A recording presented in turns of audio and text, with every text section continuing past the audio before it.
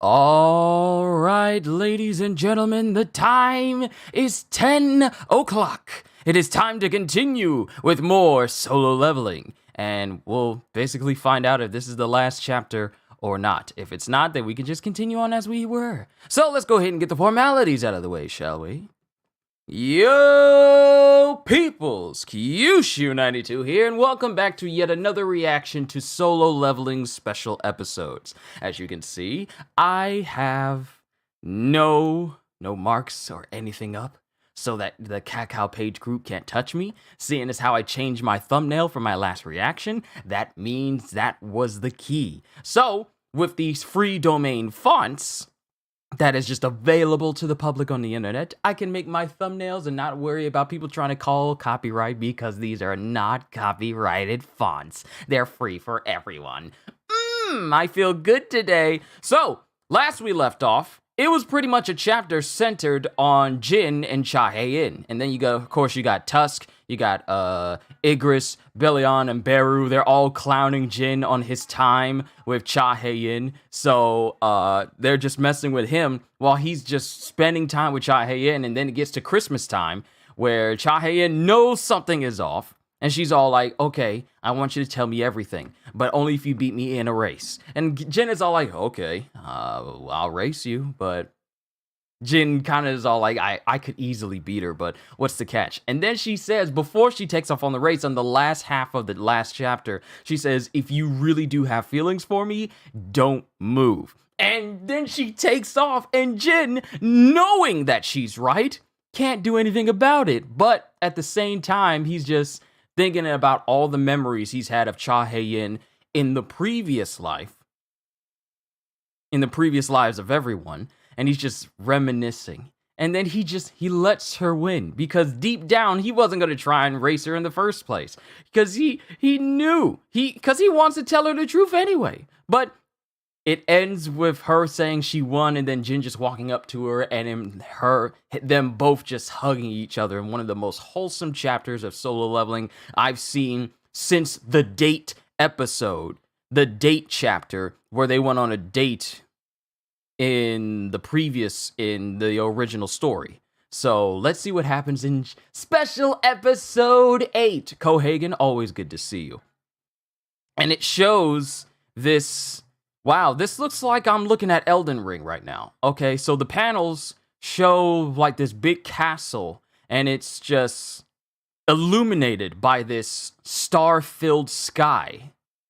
The world of slumber. Oh, it is. Okay, so it's actually a different world.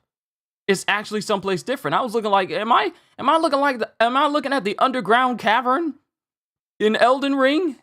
The city of Noskel? Like, is it called Noskel? The lost city of Noskel? Like, what am I looking at here? The world of slumber. Oh!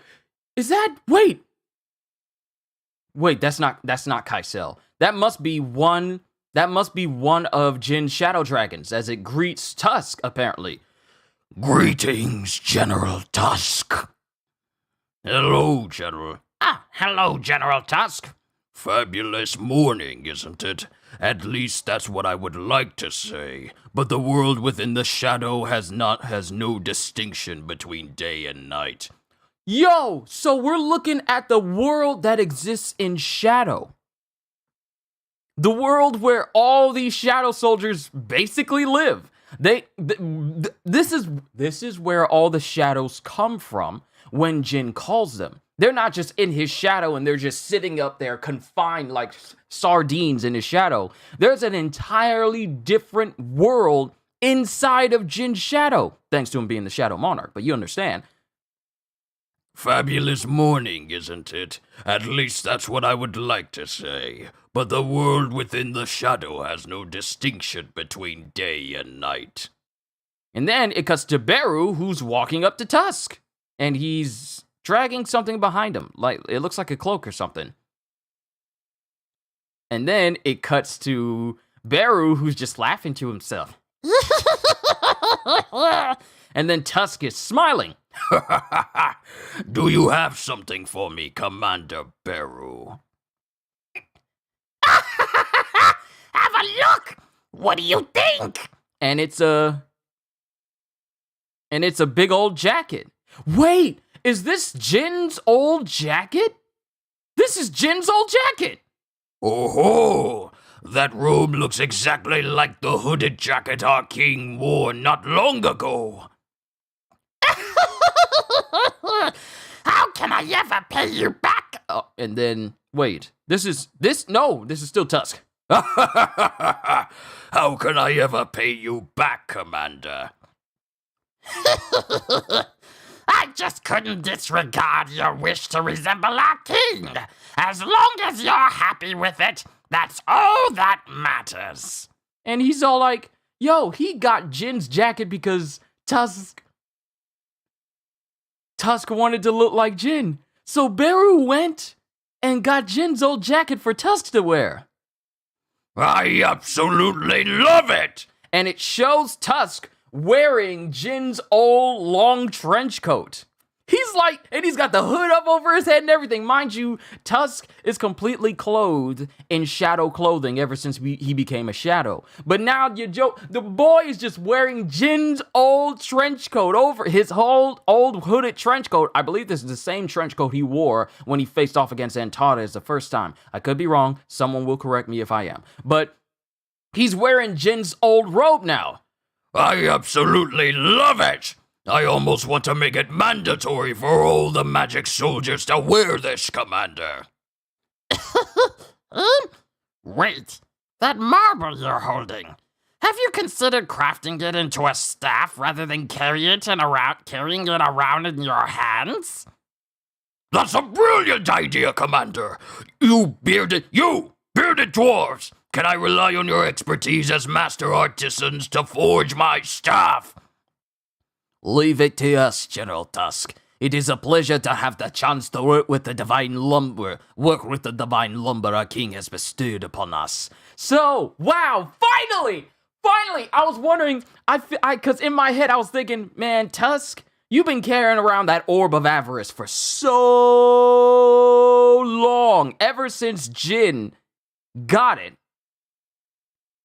I'm trying to remember where he got it from. Was it because he defeated the Demon King? I can't remember. It's been so long. But he's finally getting an upgrade. Tusk is finally getting an upgrade because he's been carrying around in his hands all this time. But him having a staff with the orb in it fits so much better. But he just tells the dwarves to see if he can make a new staff. And then we get more narration. This is the world of slumber. It is almost infinitely vast, and with nearly 10 million soldiers inhabiting it, everyone lives in harmony by helping one another. Elden Ring, I'm gonna need y'all to make like a solo leveling DLC after the Shadow of the Erd Tree DLC that y'all working on, because we got a whole map. Someone must have been playing Elden Ring when they made this map, okay? Someone had to have been, because it's a big old map. It's massive, and it shows everywhere the Shadow Soldiers reside. There is an entire nation inside of this world, okay?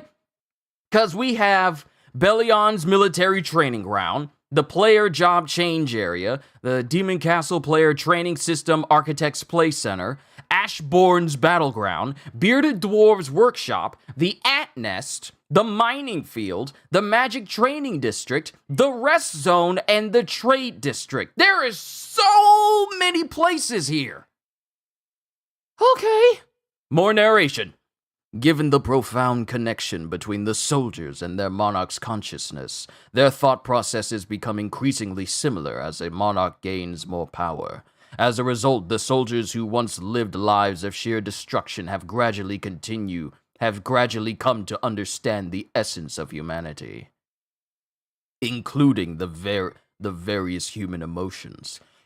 So ever since Jin has been getting stronger as the new Shadow Monarch, his thoughts have become the soldiers' thoughts. Though they are not essentially Jin in that respect, they just basically gain their own thoughts and emotions, human-level emotions, to the point where they are civilized. They used to just be like mindless soldiers that Ashbourne had under his command. Just throw endless amounts of soldiers at his enemies, who then become new soldiers that he can throw at tons upon tons of them at more enemies, who then become new soldiers, and the cycle keeps repeating. But now, due to them having Jin as their master, due to having Jin as basically their god, essentially, they've gained the same level of thought process as Jin.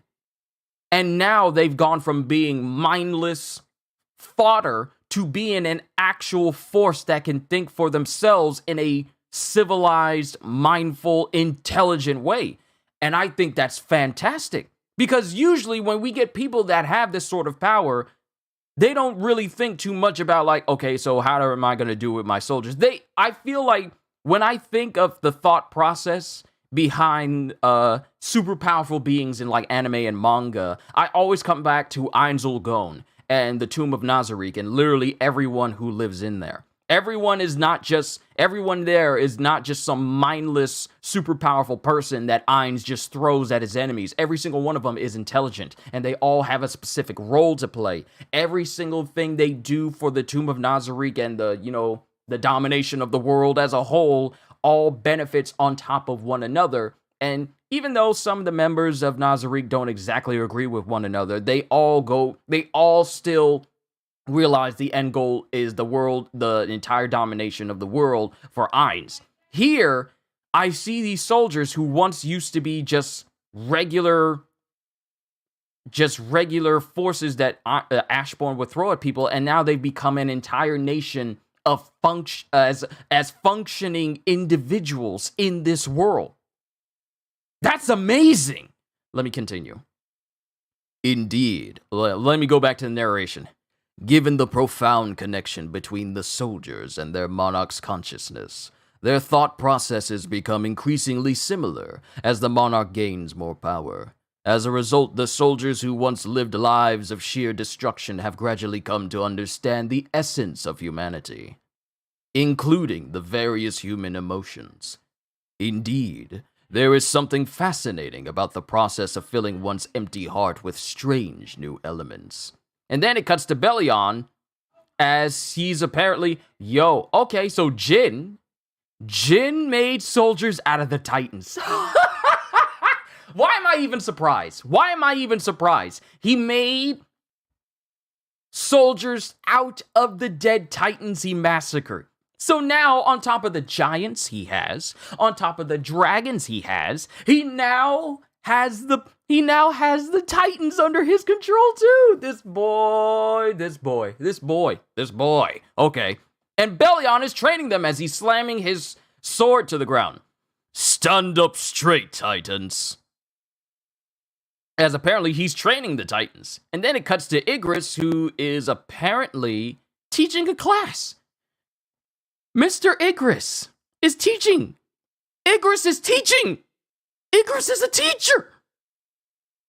Huh? Some soldiers sleep, some train, some chit-chat, and some even seize each other by the collars and quarrel. They have all started to become individuals and are living their lives in diverse ways.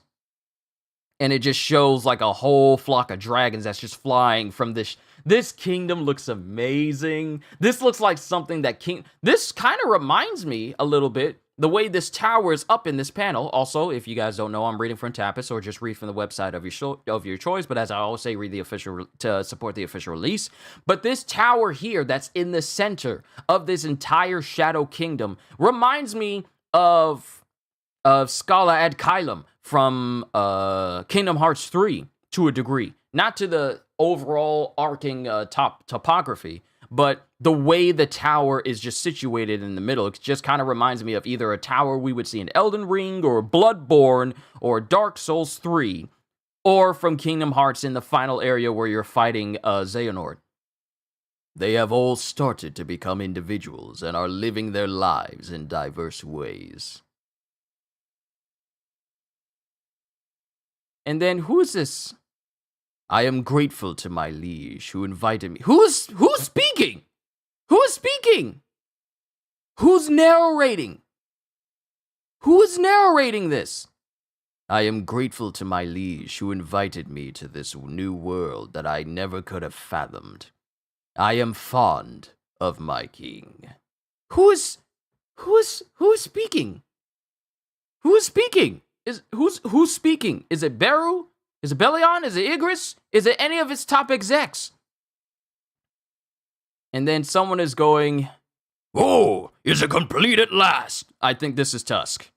Splendid! It looks dashing." And now we have the new staff of Tusk, which is basically a long wooden staff, but it has like the head of a dragon with its mouth open and the orb of avarice floating inside with like pointed spires emanating from the mouth of the dragon and purplish flames coming out the back. It's a sick looking staff. And then it cuts to the dwarves who says, "What's truly dashing is that robe you're wearing." You've got an eye for style, haven't you? And then it cuts to some of the orcs, the red orcs who are behind Tusk going, "Absolutely delightful, General Tusk. You look terrific." And then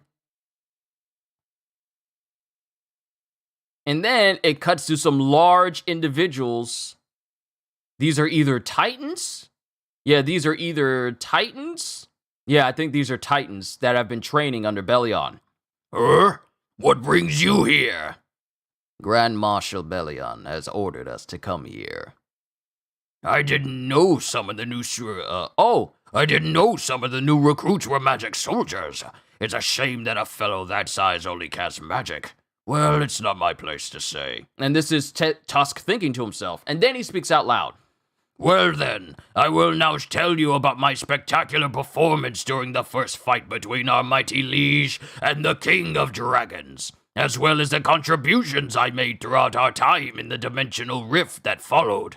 So, well, listen. And then it cuts to someone. Up behind Tusk. Oh, and they have like a long red feather. It's your boy Igris!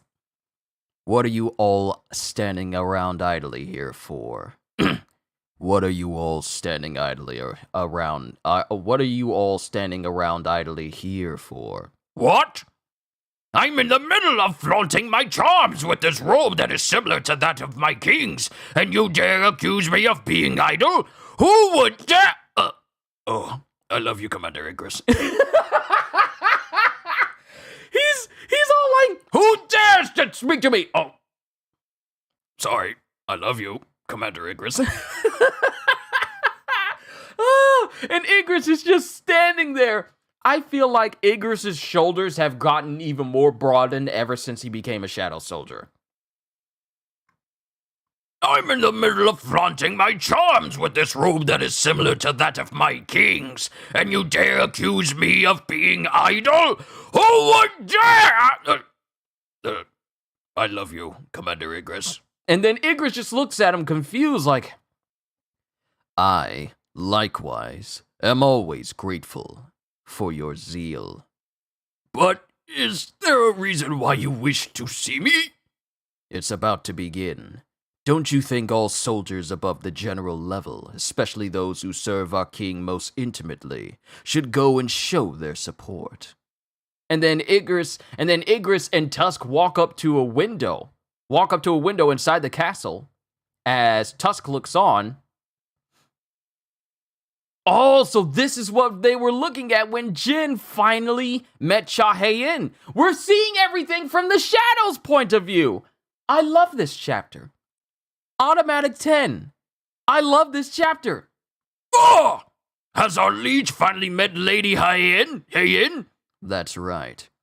And then it cuts to everyone cheering as they're going, woo! We finally met her! They are literally cheering and going, woohoo! Hooray! And then Tusk is just off to the side crying tears of joy. I did not dab. I put my arm up to my eyes like how people cry in anime.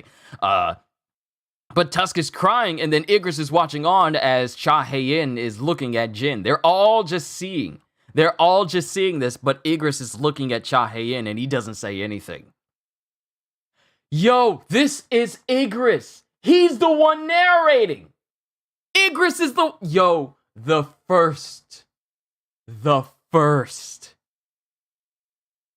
very first one. Wow. Yo, y'all remember when Igris first showed up and we all thought he was one of the sickest characters ever when he was red before Jin took him out? And then when they were fighting, Jin decided to not use his blades and decided to, go full fist with Igris. And Igris tilts his head and is all like, okay, all right, bet. And then took his coat off, took his sword off, took his daggers off, and decided to fight Jin one-on-one, fist to fist. And it's like, oh, this dude's honorable. Oh, this dude's amazing. And they had one of the greatest fights in the entire series. It's like one of the most memorable fights in the entire series. And now we're getting Igris reminiscing about when he first met Jin. Oh, okay. So many memories of reading this initially. I had no idea what I was getting into when I did this. Sorry. Let me get back on track. Let me get back on track. But Igris is just reminiscing. I first encountered him in an alternate dimension that my king formed with his powers.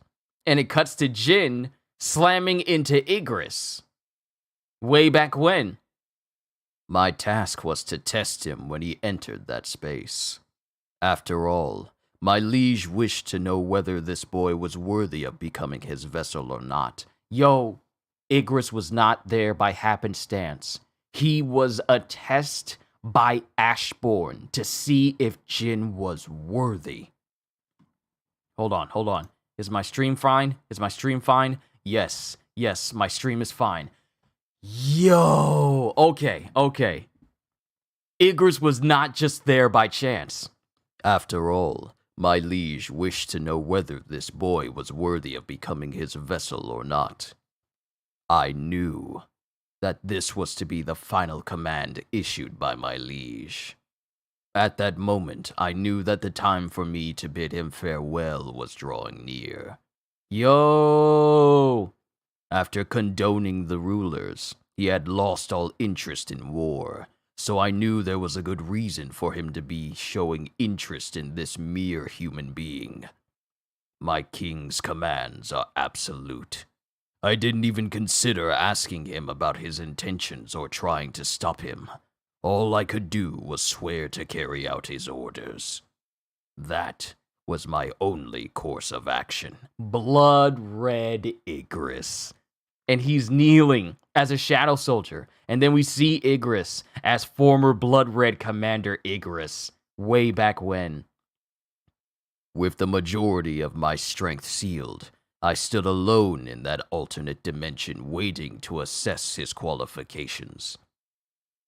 And then it cuts to Igris. Wow, he could speak. He just chose not to. Because he's like he's got like an inner monologue in his head just going, if I recall correctly, people from this side of the world refer to these spaces as dungeons.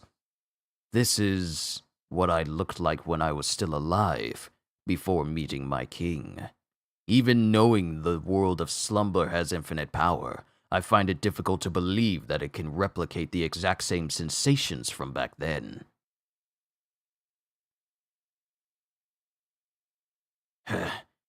And then it cuts to Igris thinking about the architect. That darn architect. He certainly took advantage of my liege's powers to flawlessly create this detailed stage. This level of intricacy may be what's causing that human's body to more readily accept my king's power. And then it cuts to, wow, it's Igris thinking about everything. And then it's him walking up to the throne where Jin first came across him, waiting. Is he here already? As he sits on the throne, I can sense his movements from beyond the door. Come. I am waiting for you right here. And it cuts to Igris, who's just like sitting in his chair with his giant sword right next to him. Big old red plume just right behind him. And then it's just Igris just sitting. And then he's waiting. And then he doesn't say anything. And then he starts looking And then he starts looking around frantically because he thinks that the way he's sitting is too much. Like the peculiar way he's sitting, like condescending kind of. He thinks it might be too much. This might come off as a bit haughty. I mean, doesn't it look too insolent? The human I am about to test is imbued with my king's consciousness. The last thing I want is for him to see me on the throne. And then, wow, Igris was frantically trying to find a proper place to be when Jin showed up, so he didn't look too bad. Because, wow, your boy Igris is all like, I don't want to look too haughty, because if my liege sees me in his consciousness, I don't want to come off as too prideful from my liege. He's all like, what will he think of me if he sees me sitting this way? That is what Igris was thinking before Jin showed up. And he starts searching around for a proper place to be rather than just sitting all insolent and haughty like on the throne. I love this chapter, okay? I love this chapter. And he starts turning around and searching.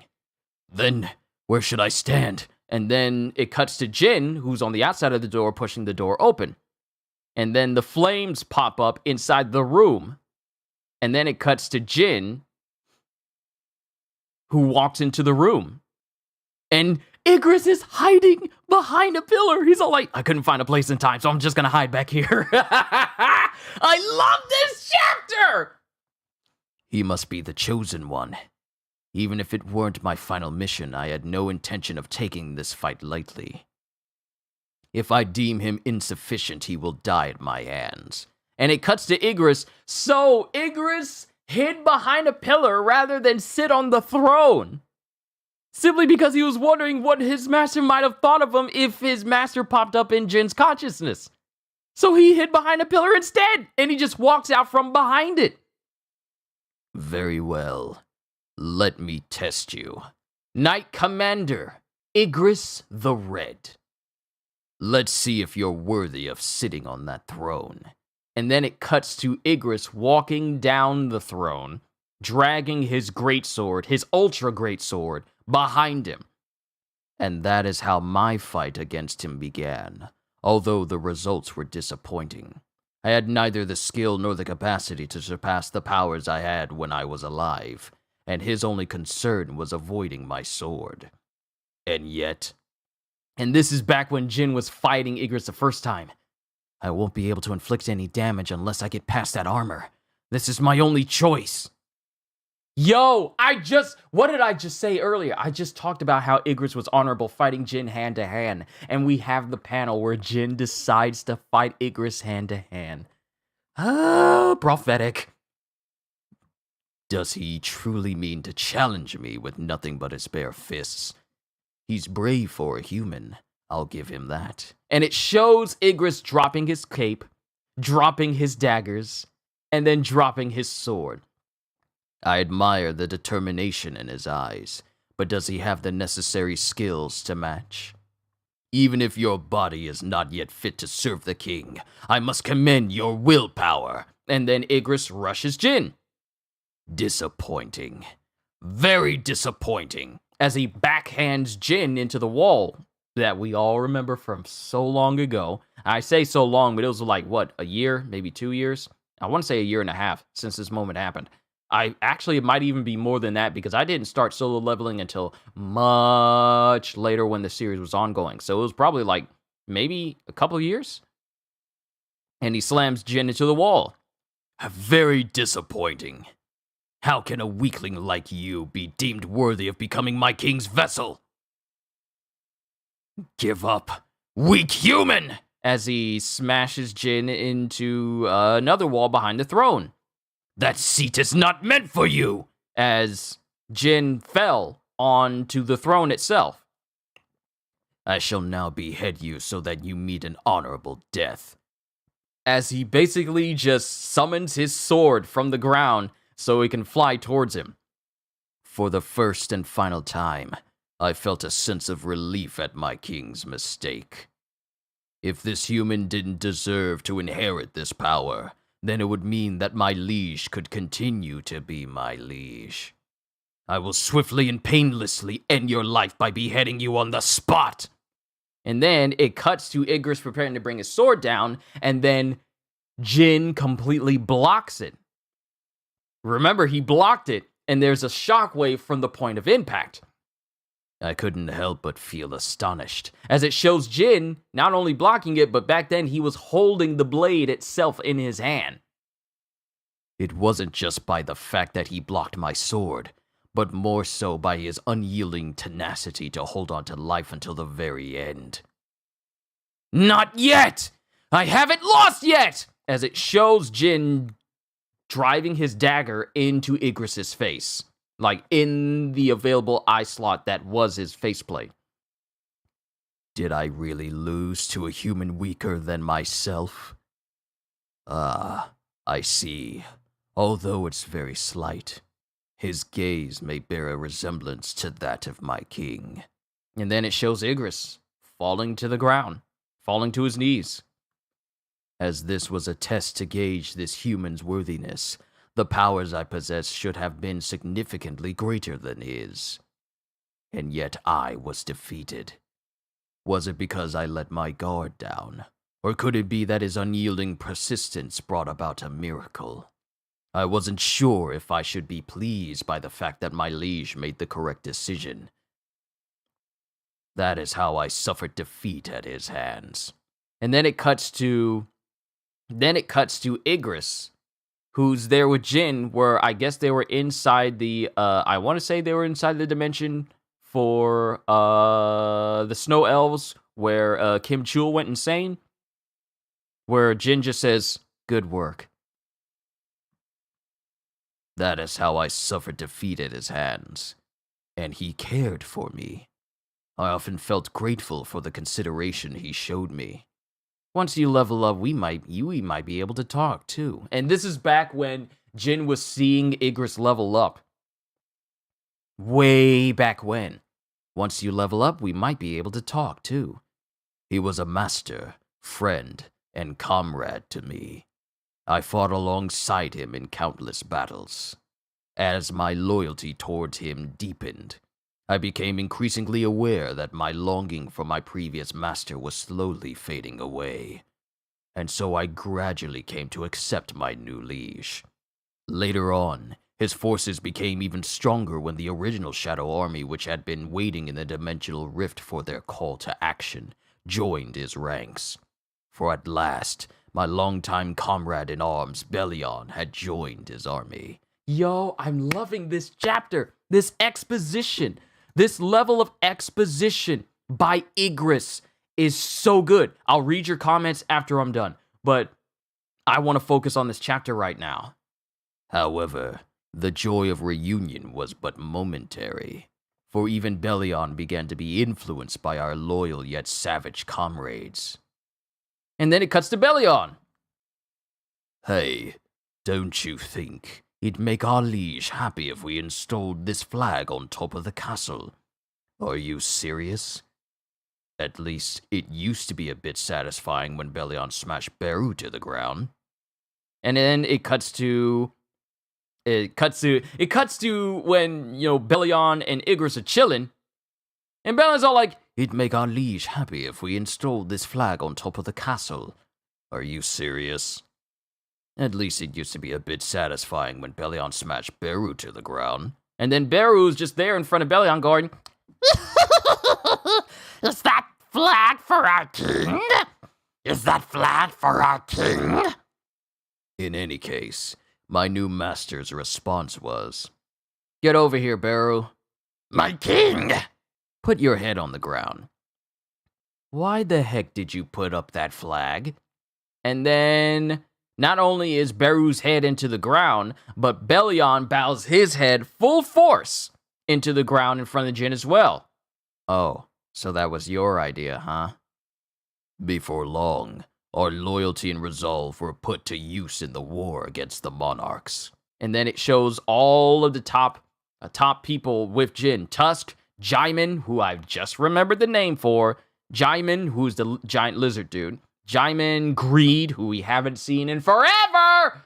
Beru, and a whole bunch of his giants he had back then. Because remember, he didn't face the Titans until, a little while ago. Our master became increasingly adept in his battle skills, and we too grew in strength. Oh, and I forgot Tank is there too, along with Igris and Belion. And then they're all just emanating from Jin.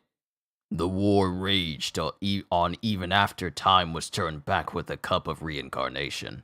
And then it cuts to Jin. Oh, we see Jin with his soldiers when they went back to fight and kill all the monarchs as he's standing there in his armor. Now, mind you, they're all in silhouette form with just the purple parts of their power being the highlighted parts of their outfits. But Jin, with his super long hair, his Sephiroth-length hair, just standing there going, "Arise." Approximately 30 years passed. All of the enemies were wiped out, save for the army of destruction. And then it cuts to a dragon. No. I think this is Antares, or this might be another dragon. This might be another dragon because this doesn't look exactly like Antares. No, I think this is Antares. Igris, you used to be one of the 2 wings of the Shadow Army. Are you not ashamed to submit to a monarch who has nothing more, who was nothing more than a mere mortal? That's right. It had slipped my mind. The glorious time I spent with my new master caused me to forget about my previous liege entirely. It was not that's not Antares. That's just another dragon. Let me correct myself before y'all correct me. Before y'all start writing down in the comments that, oh, that wasn't Antares, that was another dragon. I can see that. I'm just now realizing. Don't worry. And it's just Igris here killing just another dragon. The glorious time I spent with my new master caused me to forget about my previous liege entirely. When exactly did the memories of my former king vanish completely from my mind? And then it cuts to the school when Wu was talking to Jin. My liege, if I may, what was your reason for not disclosing the truth to him? And this is Igris speaking to Jin about Wu. And then it cuts to Jin going, You know what they say. Oblivion is a blessing bestowed upon humans by the gods. That still holds true even if it's an artificial result of using God's tool. I see. The blessing of oblivion, huh? That's right. There's no need to overthink it.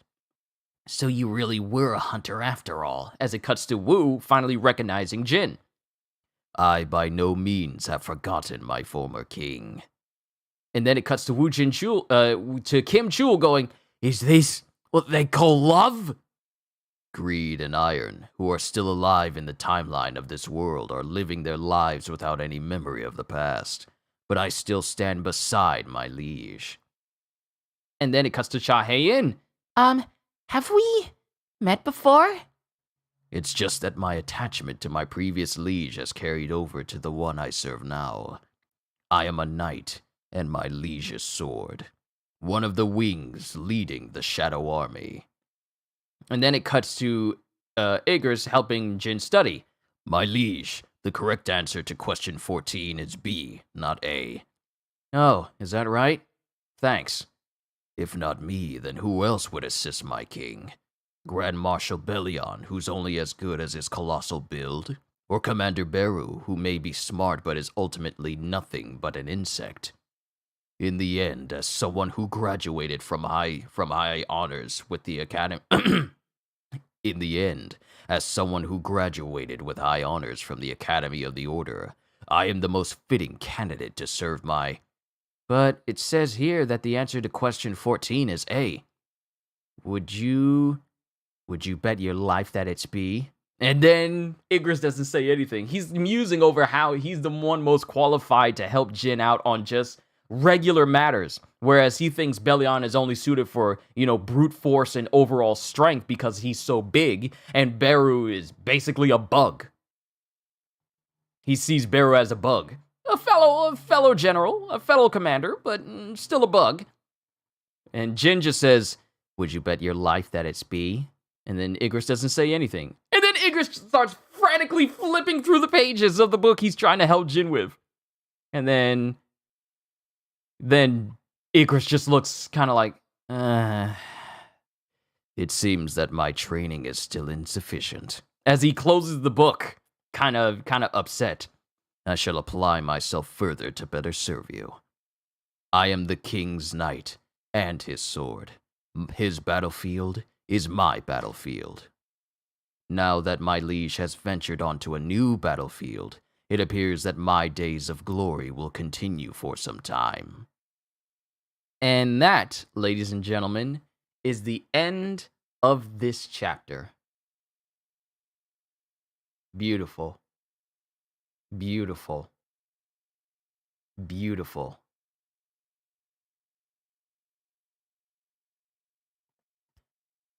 This was a beautiful chapter. It really was. Whew.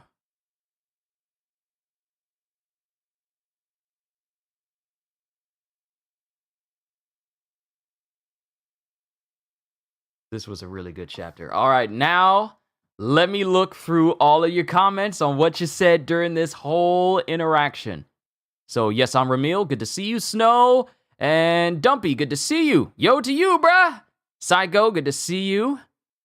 Did I miss anybody? No. Okay, so don't understand why doesn't Discord load. I don't know. Discord be finicky sometimes. Tusk is such a fanboy. He really is. I want to be like Jin, like the old MJ Gatorade commercials. He defeated Vulcan or Metis something and obtained the Orb of Avarice, but not Demon King Baron. I knew I was going to be wrong. That's why I said someone will correct me if I'm wrong. Thank you, Ramil. Thank you, Ramil. He obtained purified blood of Demon King and Demon King's short swords after defeating Baron. He turned the entire Titan race into shadow soldiers. The entire race disappeared just like that. Just like that! Remember, these Titans were said to be individuals who went to different worlds to consume them, and Jin just claimed them all. His 10 million strong just got stronger. He took the entire Titan race that the rulers were worried about, and now they serve Jin. Jin has even more power!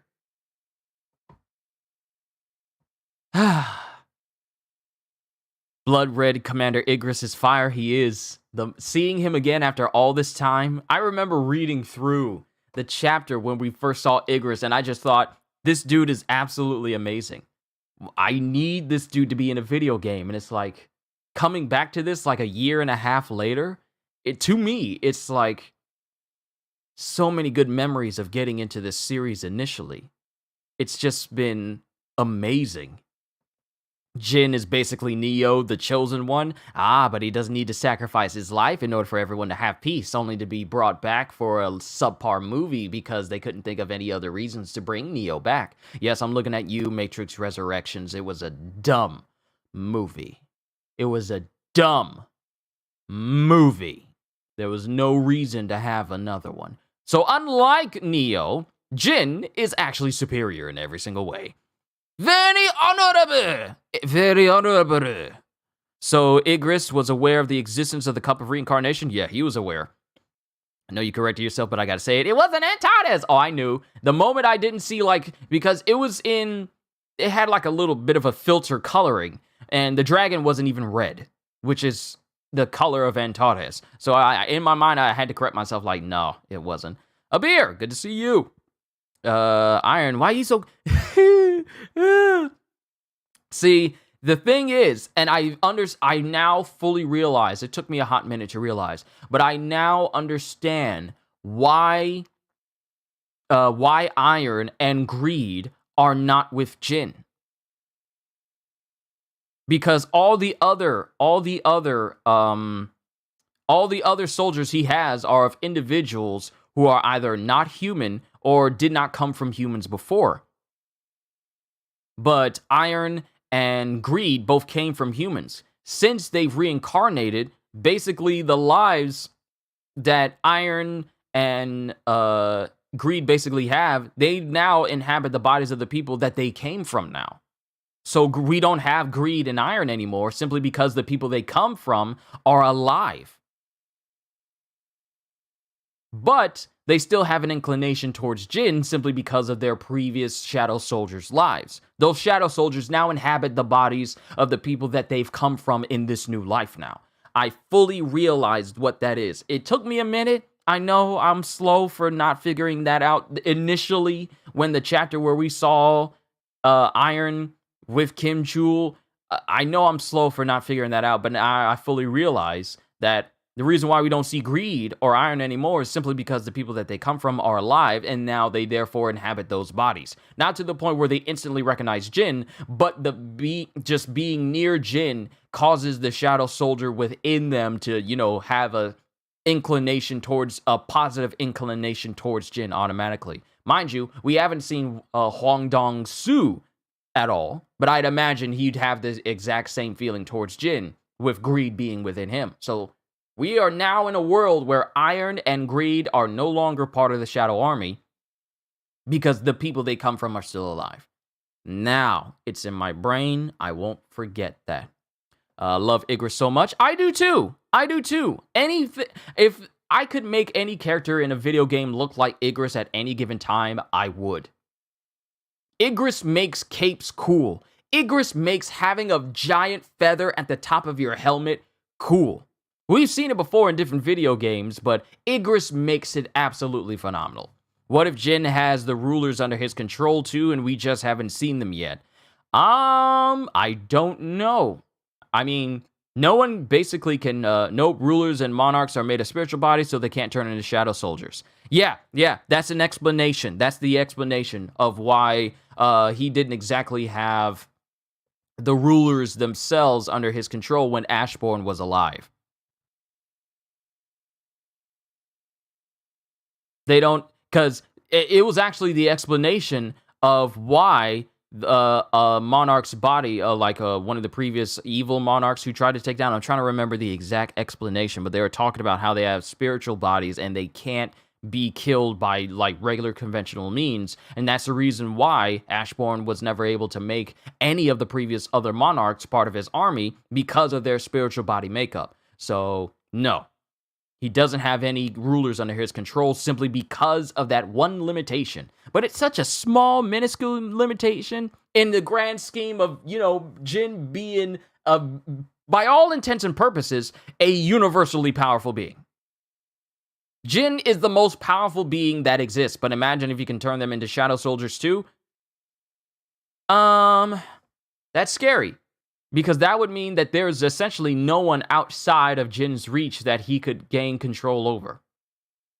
I mean, granted, his scope of being able to turn things into Shadow Soldiers is astronomically, and I mean that in the very literal sense, a universally wide range, with only the rulers being the only exception. But everything else is fair game. So just think about that for a moment. For all the beings that exist out in there in the world, only the rulers are the ones exempt from being turned into Shadow Soldiers. But everything else falls under Jinn's control. If he wants to turn it into a Shadow Soldier, he will.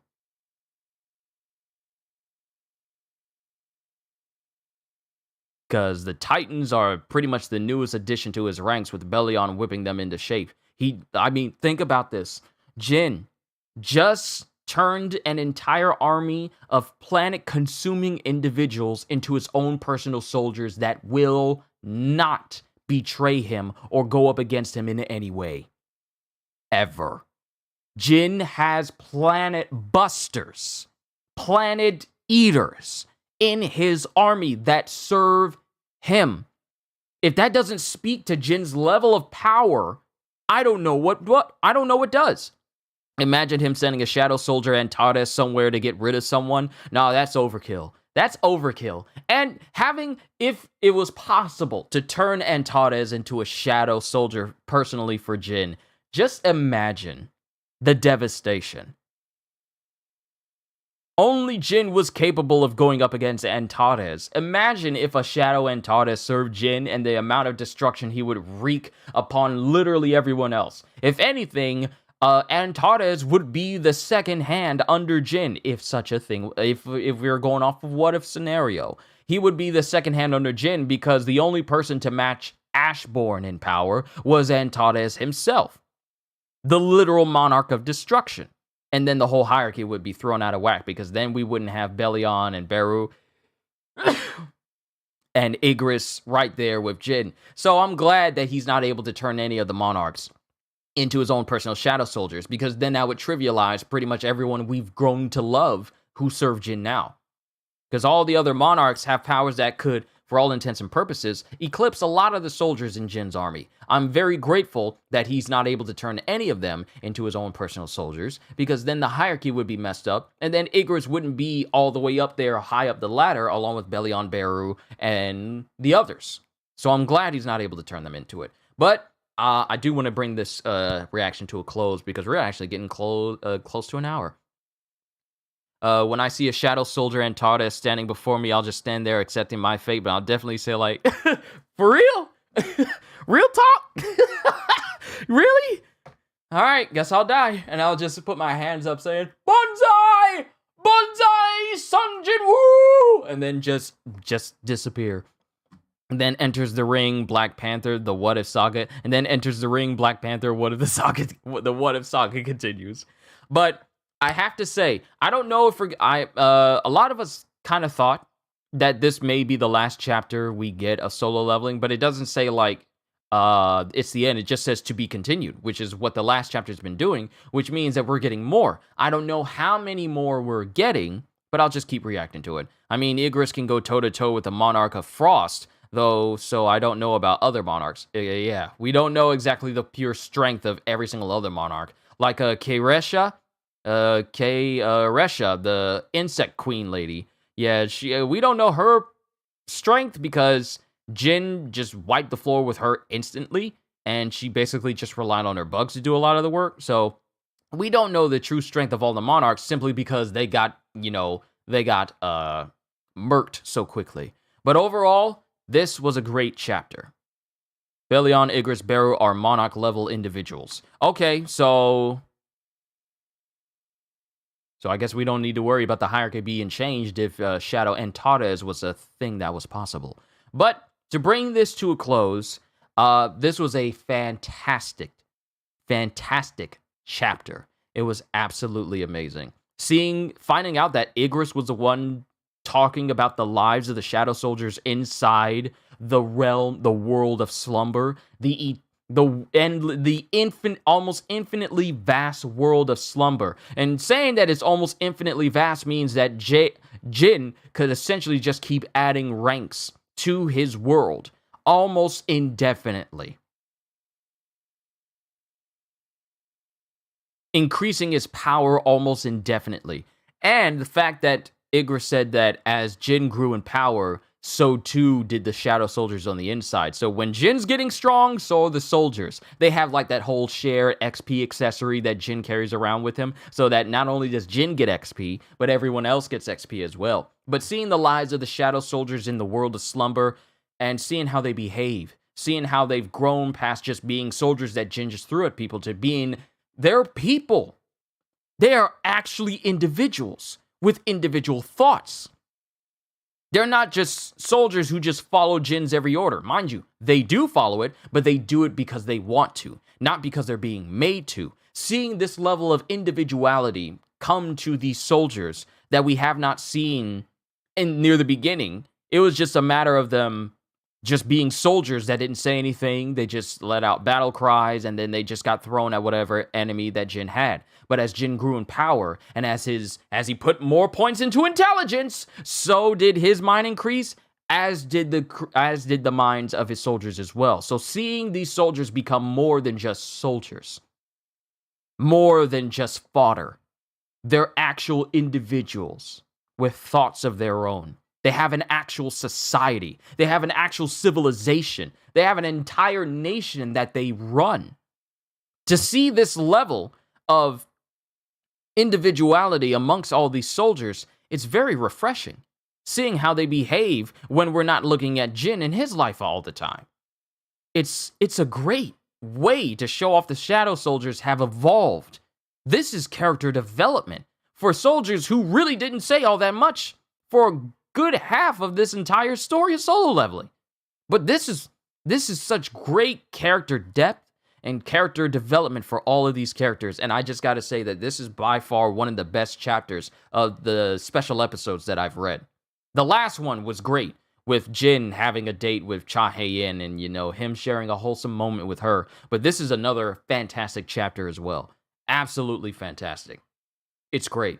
But let me go ahead and end here before this reaches an hour. To everyone here, all I can say is, as I read through these chapters of solo leveling, it is an immense honor and privilege to be your reactioneer, your entertainer as I bring these chapters to you. I want to say thank you for being, understanding that I don't show images because given, recent issues that popped up, I really don't want anything to happen to this channel because one, it's my one and only paying job, and two, I like doing this. I really like doing this and I want to keep doing it. So I just want to say thank you for understanding if I don't do a lot of things that could possibly bring me tons more subscribers, but I don't want to risk my channel in the process. I just want to say thank you for being understanding for how I do things here.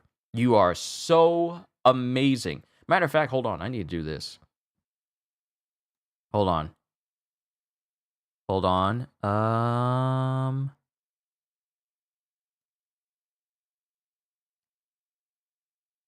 There we go.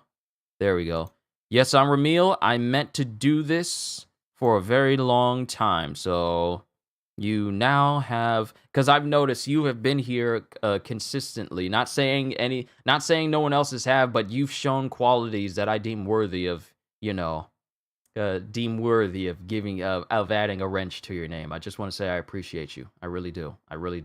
See you next week. Also, Budokai Tenkaichi 4 is real. What a day to be alive, to be a Dragon Ball fan. Look. We gonna talk. Look, let me just say this. Your voice acting over the images. Abir, thank you. Budokai Tenkaichi 3 was my very first Dragon Ball game, and I enjoyed it immensely when I was young. I don't have it anymore because it's been so long, and I know I said that I'm not a big, massive fan of fighting games. I prefer RPGs and alike, but this may be the time where I make an exception because Budokai Tenkaichi was my childhood, and I can't wait to see what this new Budokai game is like. But to everyone here, all I can say, you're dope for doing, dope 2Q for doing this for the people. Highly appreciate you, my guy. Thank you, Snow. To everyone here, all I can say at the end of the day is, hope you all enjoyed. Can't wait to see you all in my next video. And if you're new to the channel and you enjoyed what you saw here today, then like, subscribe, share this stream with everyone you know because we're getting closer to 4,000. We are already at the 3,950 mark, so we are pretty much less than 50 away from reaching that 4K mark. So I just want to say, the more the merrier. And maybe even consider becoming a member because I am always looking forward to entertaining you. So have a fantastic day, and once again, as always, later, peoples.